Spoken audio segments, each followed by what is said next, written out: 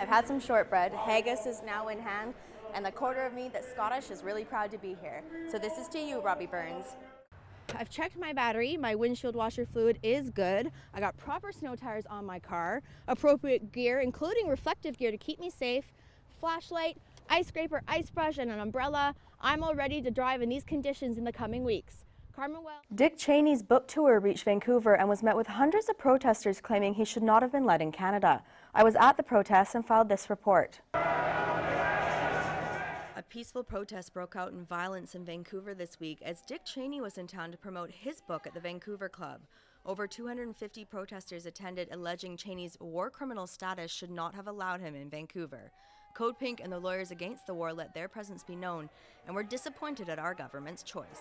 I can't believe that people would pay $500 to go and see a war criminal, a known person who has admitted that he believes that torture is legitimate.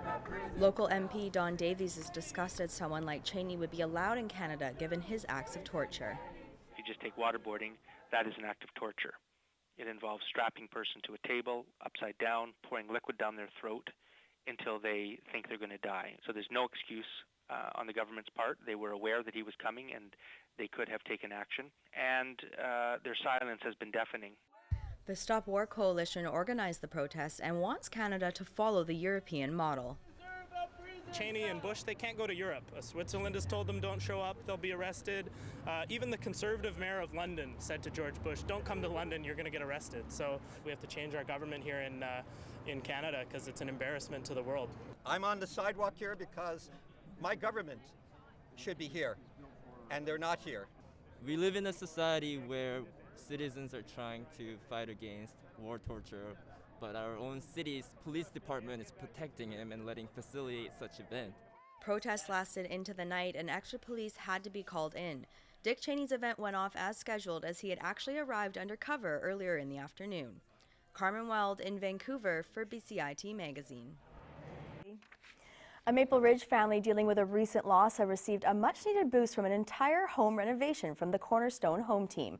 I was there when they revealed the new home.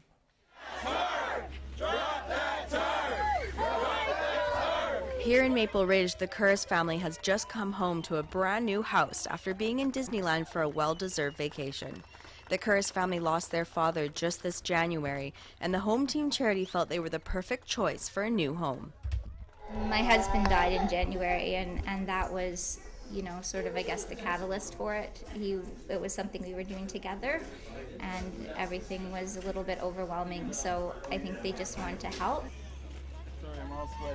Oh, it's awesome to see the result and the family, how excited they are, and the improvements that we made to their house and how that's going to change their life.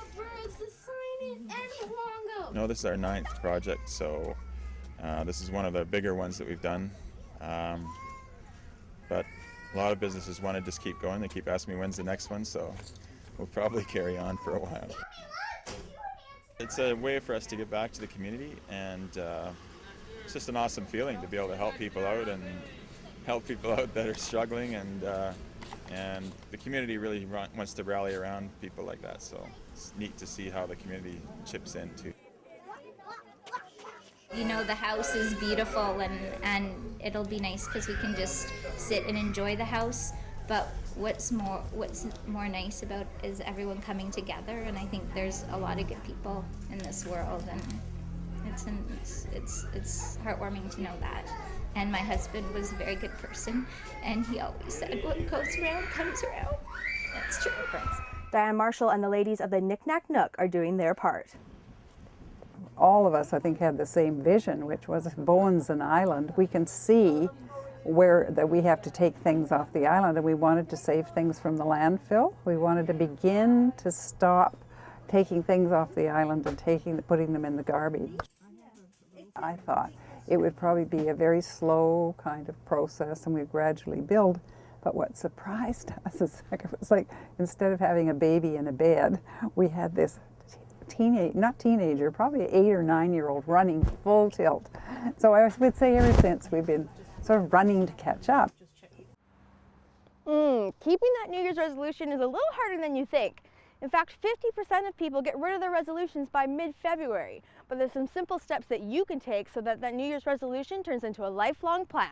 New Year's time is one of the more exciting times here. I mean, everybody's got great intentions, great resolutions. They're coming in with plans to make themselves fitter, more capable, and more productive people for the year. Health and fitness usually top the resolution lists. So what are the students' resolutions this year?